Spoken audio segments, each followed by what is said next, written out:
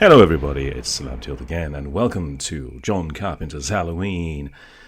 And I'm going to do a gameplay commentary on this. This is the hardest game I've ever created. It's insanely hard. It drives me nuts every time I play it, but I'm always enjoying myself. And that's the key thing here. Never create a game which is frustrating, even when it's really hard. And I'll demonstrate that as we play. So, let's get going. And turn off the lights. Okay, so this is a fun thing that you can do with Future Pinball. You can control the camera, and as you can see there, I had the camera slowly zoom in on the TV, and then there was a sudden sort of like a crash zoom to the mask, the actual mask that was used in the film Halloween 3, and then I pull out the gameplay. There's a few examples of this in the game where I use the camera to great effect. It builds tension to set up the last wizard mode. It's a fantastic feature of Future Pinball. I don't think they can do that in VPX, and they don't do it very often in Pinball Effects. But it's a great tool to have in your arsenal. Just one extra thing that I can do in Future Pinball. It just makes my games so much more fun. Right, so Halloween. What am I doing? So you see the targets on the left there that say teen, and the targets on the right that say kill.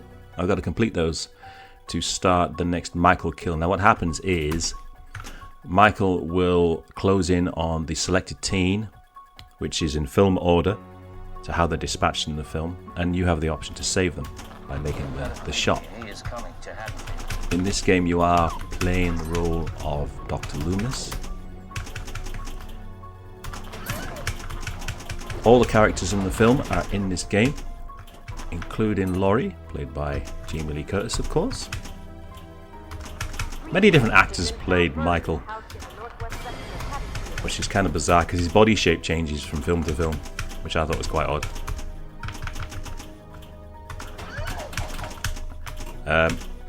So I'm. Who is this? So this. Ooh, that's save! Holy moly! There are two kickbacks on this game, one on the left, one on the right, and they activate randomly. So randomly, Michael can kill 18, as demonstrated there. He killed Laurie, but he didn't actually kill Laurie, he just killed 18. I used the Laurie clip. And at the end of the game, you get a bonus for the amount of kills that Michael has. But it's not something that you can control. Yeah, Michael is just pops up randomly. Police assist. So police assist will light the... What's it do? Does something, I can't remember now. Does something wonderful. It happens, police assist is useful when you're in a mode, because it assists during the mode. Gives you more time, gives you extra bullets in the gun, lights certain shots. It does great things during the... and the rest of the time I think it just increases the bonus multiplier.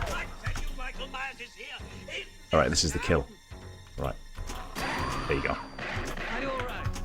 So I saved the team, and I killed Michael. And there he goes. If you think he's dead, you've got another thing coming. So the idea is that you can save the teens, or you can let them perish.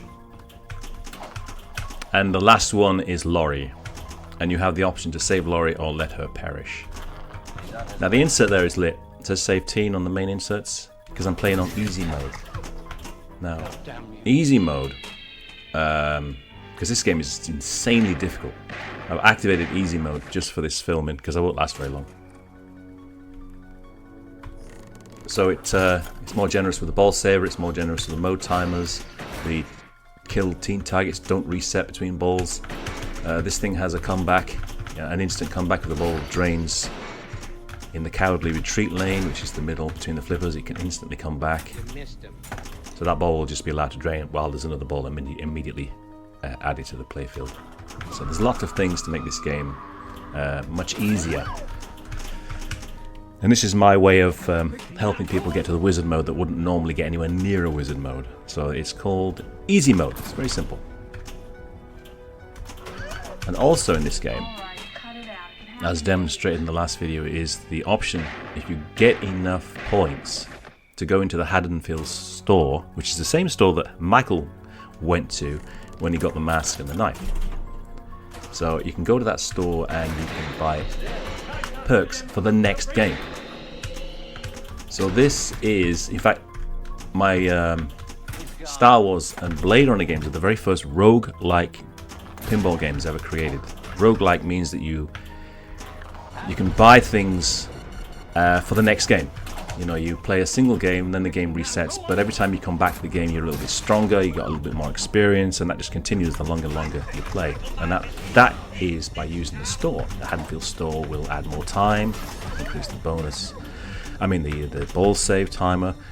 But you've got to play a whole game. So you play a whole game, and then you gain a little bit more experience, and you have a little bit more power, and eventually, the more you play, the further in the game you will get. And that's called roguelike. It's very popular in video games, and it was first used in Star Wars, my Star Wars Death Star Assault, and then I used it again in Blade Runner, and here it is again in Halloween. And they haven't thought of it in real life pinball, or pinball effects, they haven't thought of it, but it's absolutely fantastic. Okay, so we got a skill shot here to hit the target there, Michael. He's popped up.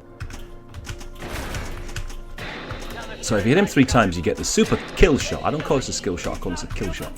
And the flashing exit there, you see there's 2 flashing exits. If you exit, you get double the value of the skill shot if you exit via the left, or you get triple the value of the skill shot if you exit via the right. If you exit down the middle drain, you just get the standard skill shot value. So you've got an incentive there to exit from those 2 exits, which makes the kill shot much more interesting. And if you get 4 kill shots without exiting, you get an automatic reload. The gun will automatically reload, which is also something you can buy in the Haddonfield shop. You can buy an auto reload. When your gun runs out of bullets, it automatically reloads to 6 bullets back into the chamber.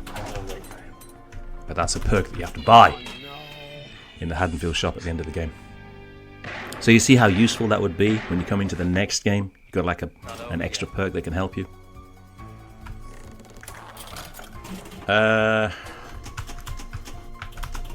if you can't be bothered with the skill shot, you just let it drain, you know. I can't be asked with that. Now there is a insert on the lower playfield attributed to the kill shot. You have to get the super kill shot to light the insert. So you have to get 3 Michael hits with those 6 bullets to get light the insert. And of course you have to learn all those inserts to get to the wizard mode. Now, I've completed Haddonfield as well, so that's pretty good. Right, let's get the bumpers hit. Hitting the bumpers directly is something you would never do in a pinball game. You would never aim for the bumpers. It's never been done before. But in this game, you have to aim for the bumpers to start the next upper playfield scene. So we got 2 kills with Michael, and I got a bonus there of 50,000. So I'm in the shop. See the shop? Enter the shop? Yes or no? Of course I'm going to enter the shop. You must have a small fortune stash. I do. So the score there has been converted into dollars, but it's half. It's half of your score has been converted into dollars. So auto reload, as I was saying. So let's go for the auto reload. What more do you need? See you later. Bye. So what happens is the half of your score is removed. So if you go to the high score, you get half of your score because you've cashed in half of it for the perk. So now I'm armed with a perk for the next game. So this is what I mean by roguelike. So you'll see it up on the DMD. Upgraded. Auto reload. So now I have auto reload, which means the game's going to get slightly easier because I've got a little bit of experience. I've got at least 1 game of experience. And that's how roguelike is, you see. You play 1 game, you get 1 game experience. 2 games, 2 games experience. You know, eventually the game will be so easy you'll just glide to the end of the game. And that's how ordinary, average people can get to the wizard mode. Oh my god, I've just noticed I've got an Amazon delivery coming. Oh, I'll just have to leave it outside. Okay, so what am I doing? Oh, let's get down the center lane. Oh, we gotta hit it with some power. There we go. So this is Silver Shamrock. Now this is from Halloween 3, Season of the Witch. Doesn't belong in John Carpenter's Halloween, but it's an absolutely fantastic sequence that I had to put it in. So you have to knock down the target that's blocking the Silver Shamrock stand-up target.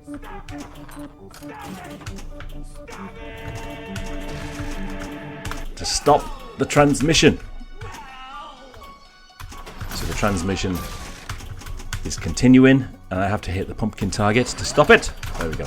So what happens if you don't hit the Silver Shamrock? You get a score drain. And again, that's something that's new in pinball. You're not going to get a score drain. Nobody's going to ever take your score from you, but I do. In my games, I always do something exciting and new. So the score there will be drained. For as long as you dilly-dally, you've got to hit those pumpkin targets to stop the score drain. Now, is there a bug? There is a bug. I think the playfield lights are reset on the lower playfield. So let's drain the ball and reset those lights. Shut up, jerk. It's amazing. I've still got bugs in this game. I have gone through this thing so many times. I've played it hundreds of times and I thought I've nailed every bug for the filming of this little gameplay video, but obviously that one didn't reset the lower playfield insets. There you go. So I exited and I got double the skill shot value. You have to shoot Michael at least once to qualify for the double and the triple on the exits. Now I'm watching my camera here just to make sure that the Amazon delivery guy delivered my package. Yes, he did! I'll go and collect that after this. Right, so what else we got? So this is a new game, I think, isn't it? If you don't stop all this, I'm going to have to turn off the TV and send you to bed. Isn't that the perfect nudge warning? Absolutely perfect. Now, we've all been babysat. We were all children. We've all had babysitters. So we can completely identify with this film. This is why this film resonates with so much of us, because we've all been children, we've all had babysitters, we've all watched horror movies on Halloween, we've had popcorn and all that stuff that you do when you're a kid. And this is why Halloween is such a popular movie. It's we just love it. We love being scared, but not like to the point where we're seeing too much brutality and horror. Hello? Who's there? Are you fooling around again? Okay, so it's completely random when Michael attacks. So on that occasion, he didn't attack. Sometimes you'll just see Michael on the phone doing heavy breathing. I come up with lots of funny things for that.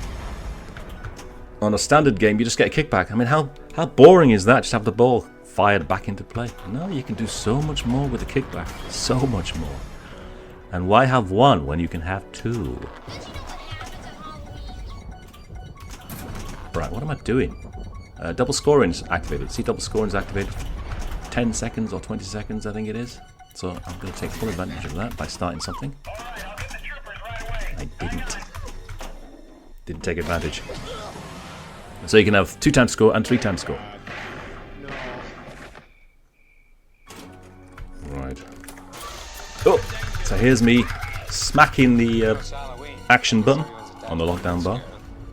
You've got to hit it super fast to run away. You don't hit it fast enough, Michael just simply takes your ball. You lose the ball. It's that simple.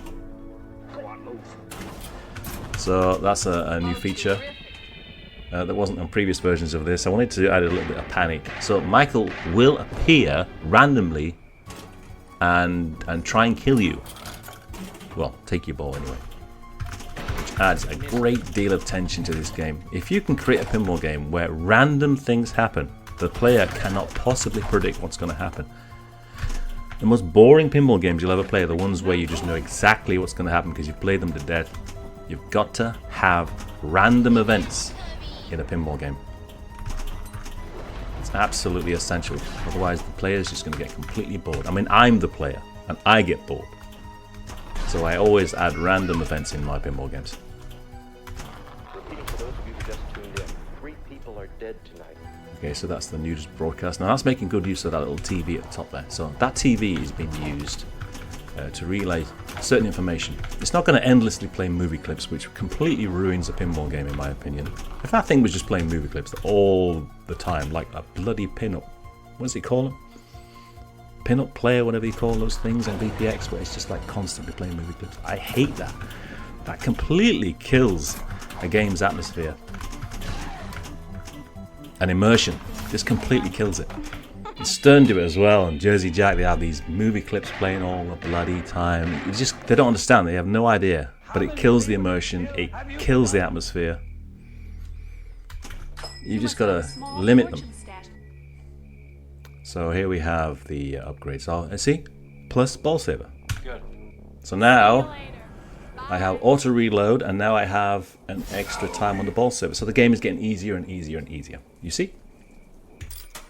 I didn't recognize Upgraded, plus ball saver. So if you see on the DMD there, we've got the dripping blood, which is an animation I took from Bram Stoker's Dracula. So like I was saying a couple of videos ago, you can actually take DMD animations from other games in Future Pinball. 3 bodies discovered in the upstairs bedroom of the house. So whenever I can, I will play the special reports that were actually featured in Halloween 2, not Halloween 1. So this is mostly Halloween 1 and a little bit of Halloween 2 with a splash of Halloween 3. But the quotes from Dr. Loomis, the great Donald Pleasance, come from all of the films. I had to suffer for my craft. I had to watch those bloody awful films just to get those quotes. They're terrible. Only the first one is the first one is the best one. I mean, even the modern ones, Halloween Kills, Halloween Ends, all that, they're just garbage, absolute garbage.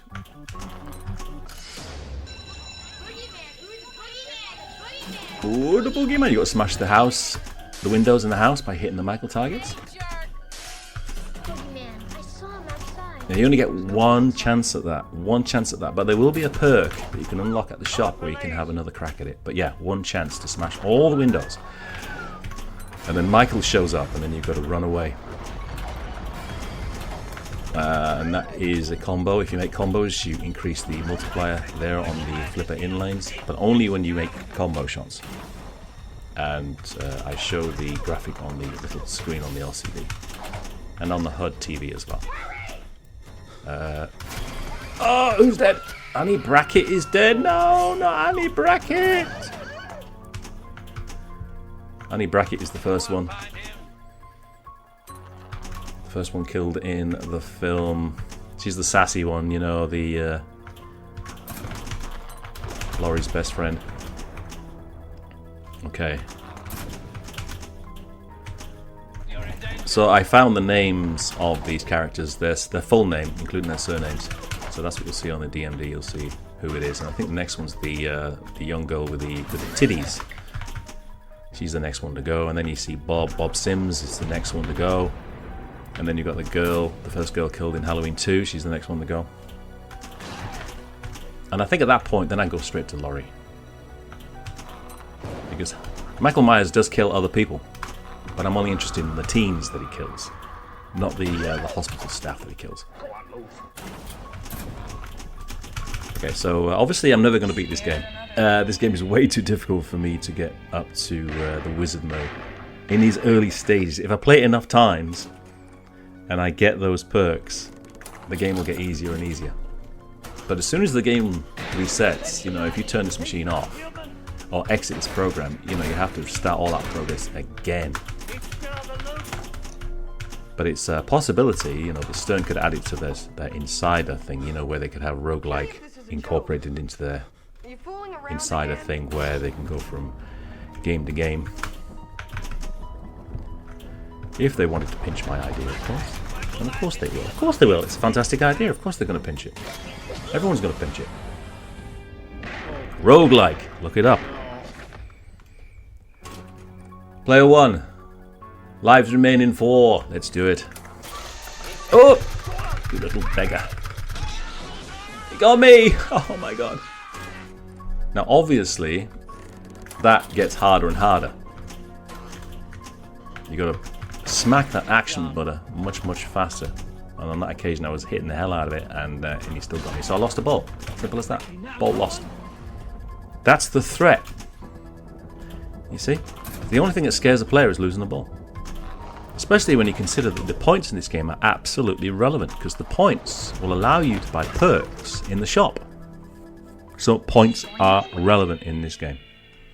You see? And that's another thing I try to do as well, because for me, when I play in a regular pinball game, I don't care about points. There has to be something else. Now recently I was at the UK Pinfest in Daventry. I was there for the show, and I was playing real pinball for the first time. I hadn't played real pinball for about 5 years, and I tell you what, the difference is very obvious to me between playing a real physical pinball game and this digital pinball game. There's a very real difference that I noticed. And what I really did notice is I couldn't hear any of the games I was playing. It was just too noisy. So I was playing King Kong for the very first time, and right next to it was an Evil Dead. You know, Spooky's Evil Dead, and I could not hear anything coming out of King Kong. All I could hear was Spooky's Evil Dead, and so I played King Kong without hearing anything. So I didn't enjoy it. I didn't enjoy any of the games I was playing because I couldn't hear any of them. So the whole trip was a bit of a waste of time. The one thing I did take away is I played Barry Houser's Barbecue Challenge, and I did notice it had a great light sequence which I borrowed or mimicked for the end of this game. So this wizard mode where the table sets on fire is me taking the idea from Barry's Barbecue Challenge that I played at the UK Pinfest this year. It's a great effect. You just switch the insert colours from yellow, orange to red very quickly, and then you create fire. I'm not going to do this, am I? There's a really good way of ending this as well. It basically says there's a thing comes up on the screen, and on the screen, and it says, you know, we are experiencing technical difficulties. That card that they used to do in the old days on television when they had technical difficulties, a card would come up on the TV. So that is what happens when you make that shot. You should know that it's not wise to play Halloween pranks on me.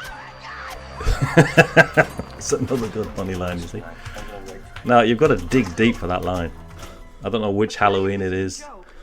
Halloween 4, Halloween 5, Halloween 6, the son of Michael, I don't know. It goes on and on and on. But, you know, I had to find that line deep in those horrible films. I prayed that he would burn in hell. Alright, so what else? What shall I get this time? Let's have a look. See anything you like? Plus ball saver, so I'm going to add even more time to the ball saver. So depending on how many points you get, the bigger the award, you see. So you've got to earn big points to get those big perks. And then eventually you'll beat this game to get all the way up to the wizard mode, because I make it easier with these perks. See, that's how rogue-like works. It's fantastic. Right, so that's the end of this. I'm not going to do any more. That's enough torture. I have to move on to my next game. The next game that I'm working on is Ghostbusters Legendary Edition, which I actually worked on a long, long time ago. Never released it, and I'm always hopeful that every Halloween I'll release that game, because it's absolutely unbelievable. It's obviously based on Stern's Ghostbusters. And then I've got so many other games that I have to update before we get to Halloween. So let's see what happens, okay? Thanks for watching once again. And as always, toodaloo!